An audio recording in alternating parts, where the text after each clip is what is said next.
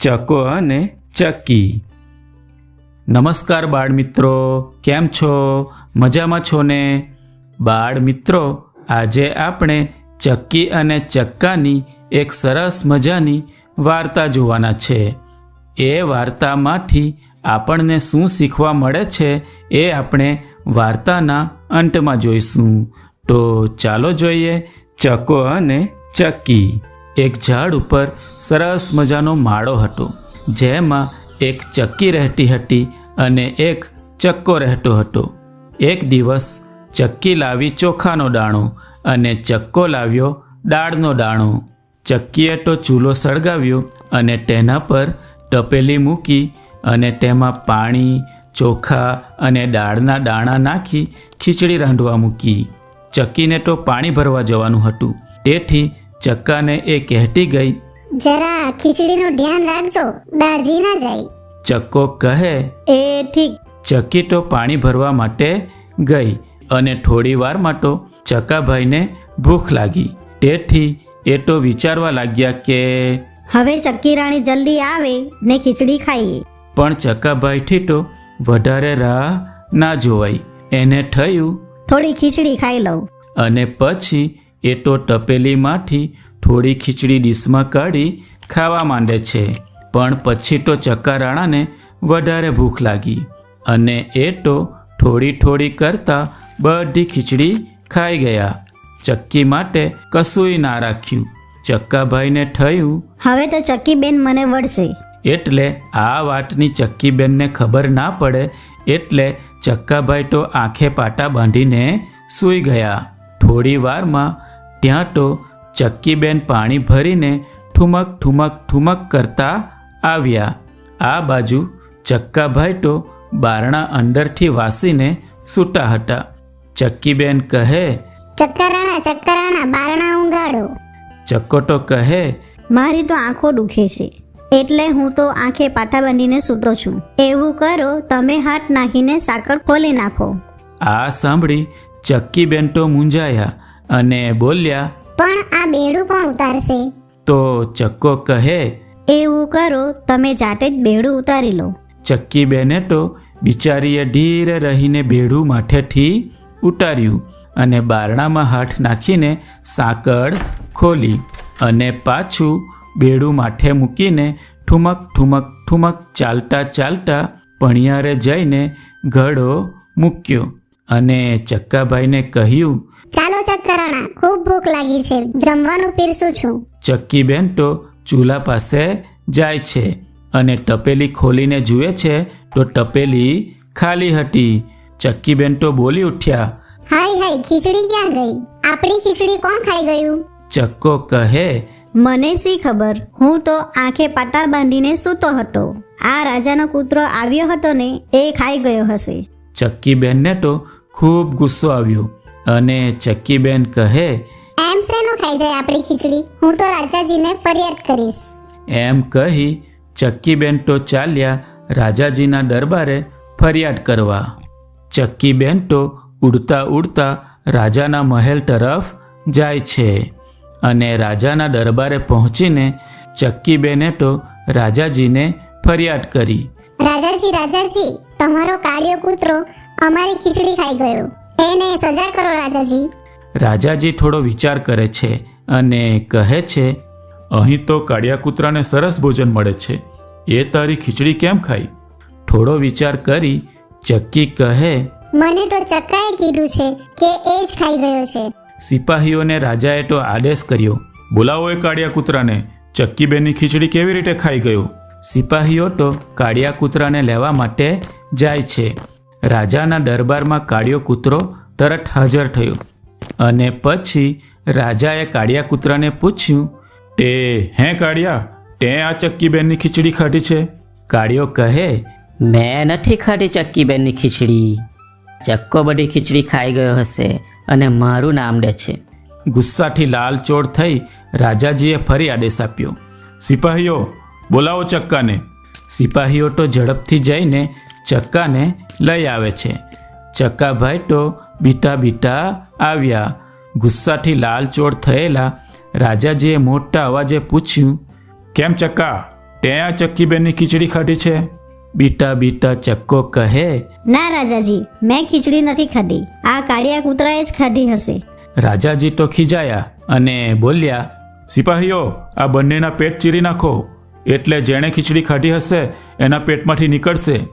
સિપાહીઓ તો મ્યાનમાંથી તલવાર કાઢે છે.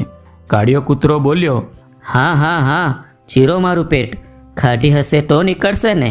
ચક્કો તો ખીચડી ખાઈને બેઠો હતો, એટલે બીકનો માર્યો ધ્રુજવા લાગ્યો અને ધ્રુજતા ધ્રુજતા બોલ્યો, ભાઈ સાહેબ, મને માફ કરો, મારું પેટ ના ચીરશો, એ ખીચડી મેં જ ખાધી છે. આ સાંભળી રાજાજી તો ભારે ગુસ્સે થયા અને બોલ્યા, એક તો ખીચડી ખાઈ ગયો અને મારા કાળિયાનું નામ દીધું. રાજાએ હુકમ કર્યો, સિપાહીઓ, લઈ જાઓ આ ચક્કાને અને કૂવામાં ઊંધો લટકાવો. ચક્કો તો ખૂબ ડરી જાય છે અને ચક્કીબેન પણ ચક્કાની સજા સાંભળીને રડવા લાગે છે. સિપાહીઓ તો ચક્કાભાઈને દોરડે બાંધીને કૂવા પાસે લઈ ગયા અને કૂવામાં ઊંધા લટકાવી દીધા અને સિપાહીઓ ત્યાંથી જતા રહ્યા. ચક્કાને કૂવામાં ઊંધો લટકેલો જોઈ ચક્કીબેન તો રડવા લાગ્યા. એને ચિંતા થઈ કે મારા ચક્કાને કૂવામાંથી કોણ બહાર કાઢશે? ચક્કીબેન રડતા હતા. ત્યારે ત્યાં બાજુમાંથી એક ગાયોનો ગોવાળ પસાર થયો. ચક્કીબેન તો ગોવાળ પાસે ગઈ. ચક્કીબેને તો એને રોક્યો અને કહ્યું, ઓ ગાયોના ગોવાળ ભાઈ, ઓ ગાયોના ગોવાળ, મારા ચક્કાને કાઢે તો તને ખીર અને પૂરી જમાડું. ગાયોનો ગોવાળ કહે, ના રે, હું ના કાઢું તારા ચક્કાને, એને રાજાએ સજા કરી છે તો સાચી જ હશે ને. એમ કહી ગોવાળ તો ત્યાંથી ચાલ્યો ગયો. ચક્કીબેન તો કૂવા પાસે જઈ ફરી રડવા લાગ્યા. એટલામાં ત્યાંથી ઘેટાનો ગોવાળ પસાર થયો.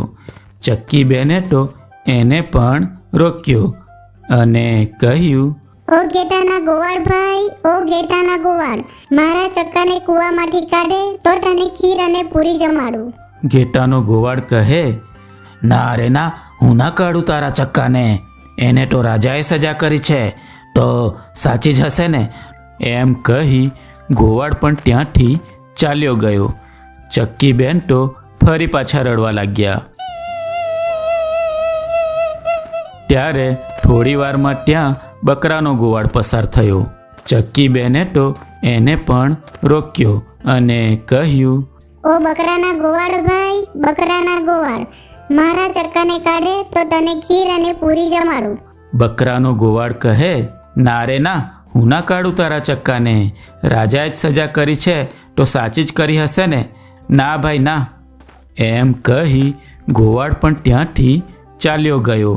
ચક્કીબેન તો ખૂબ જ દુઃખી થઈ ગયા અને એ તો ફરી પાછા રડવા લાગ્યા.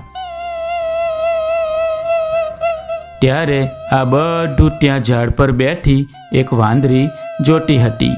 એ વાંદરીને ચક્કી રડતી હતી એનું દુઃખ પણ થયું અને બીજું એને ખીરપૂરી ખાવાની લાલચ પણ જાગી. એટલે એ તો ઝાડ પરથી છલાંગ મારીને ગઈ ચક્કી પાસે અને ત્યાં જઈને બોલી, ચક્કી બેન, હું તમારા ચક્કાના બહાર તો કાઢું, પણ તમારે મને ખીર પૂરી ખવડાવવી પડશે. આ સાંભળી ચક્કીબેનને તો હાશકારો થયો. ચક્કીબેન તો આંખો લૂછતા લૂછતા કહે, હા, ચોક્કસ ખવડાવીશ ને. ત્યાર પછી વાંદરીએ તો ચક્કાભાઈને દોરડું ખેંચીને બહાર કાઢ્યા. ચક્કીબેને તો વાંદરીનો આભાર માનતા કહ્યું, તમારો ખૂબ ખૂબ આભાર. આવતીકાલે બપોરે હું તમને મારા ઘરે જમવાનું આમંત્રણ આપું છું, તો ચોક્કસ આવજો. અને સાથે ચક્કાએ પણ વાંદરીનો આભાર માન્યો. સારું, હું કાલે બપોરે ચોક્કસ આવીશ. એમ કહી વાંદરી તો ખુશ થતી થતી પોતાને ઘરે ગઈ અને ચક્કો અને ચક્કી પણ પોતાના ઘરે જતા રહ્યા. બીજે દિવસે સવારથી જ ચક્કીબેન તો રસોડામાં જઈ ખીર પૂરી બનાવવા મંડી પડ્યા. ચક્કાભાઈ પણ ચક્કીને રસોઈ બનાવવામાં મદદ કરવા લાગ્યા અને સરસ મજાની રસોઈ તૈયાર કરી વાંદરીબેનની રાહ જોવા લાગ્યા. અને એટલામાં બપોર થતાં વાંદરી તો કૂદતી કૂદતી ચક્કા અને ચક્કીના ઘરે પહોંચી જાય છે. વાંદરીબેનને આવકાર આપ્યા પછી ચક્કીબેન તો ખીર અને પૂરીની ડીશો તૈયાર કરવા માંડે છે. આ જોઈ ચક્કાને વિચાર આવ્યો કે આ વાંદરીનું પેટ તો બહુ મોટું છે, એ તો બધી ખીર પૂરી ખાઈ જશે. ચક્કાના મનમાં તો ફરી લાલચ જાગી.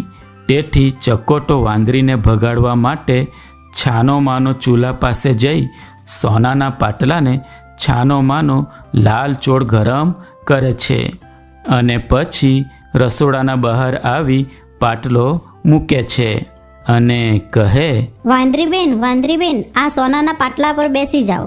વાંદરીબેન તો ખુશ થતા થતા જેવા બેઠા કે કૂદ્યા અને જે કૂદી ઓ મારી ખીર ના ખાડી હું તો દાજી, ખીર ના ખાડી હું તો દાજી, ખીર ના ખાડી હું તો દાજી. આ જોઈ ચક્કીબેનને તો ચક્કા પર ખૂબ ગુસ્સો આવ્યો અને ચક્કાને ખૂબ ખીજાઈ અને કહ્યું, એ ચકા, વાંદરીબેન આપણા મહેમાન છે, એને ગરમ પાટલો કેમ આપ્યો બેસવા માટે? માફી માંગતો વાંદરીબેનની. ચક્કાને એની ભૂલ સમજાઈ અને એ તો વાંદરીબેનને કહે, વાંદરીબેન, મને માફ કરો, મારી ભૂલ થઈ ગઈ. હવે પછી હું આવી ભૂલ ક્યારેય ન કરું. વાંદરીબેન કહે, વાંધો નહીં ચક્કાભાઈ, ભૂલમાં આવી ભૂલ થઈ જાય, હું તમને માફ કરું છું. ચક્કીબેન કહે, સારું વાંદરીબેન, ચાલો તો આપણે જમી લઈએ. એમ કહી ચક્કીબેન તો સરસ મજાનું પાથરણું પાથરે છે અને ત્રણેય પાથરણા પર બેસી ખાધું પીધું ને મોજ કરી. તો બાળ મિત્રો, મજા આવીને વાર્તા જોવામાં. બાળ મિત્રો, આ વાર્તા દ્વારા આપણે એ શીખવું જોઈએ કે લાલચ અને લોભમાં આવીને ફક્ત પોતાના લાભનો વિચાર કરવું જોઈએ નહીં અને પોતાની ભૂલને સંટાળવા માટે જૂઠું બોલવું જોઈએ નહીં. અને બીજું, જે આપણું ભલું કરે છે એનો આદર કરવો જોઈએ અને ઘરે આવેલા મહેમાનોનું અપમાન કરવું જોઈએ નહીં. આપણે વાર્તામાં જોયું કે ચક્કાએ ચક્કીનો વિચાર ના કરતા બધી ખીચડી ખાઈ ગયો અને પોતાનો બચાવ કરવા કાળિયા કૂતરાનું ખોટું નામ દીધું. તેથી તેને સજા મળી.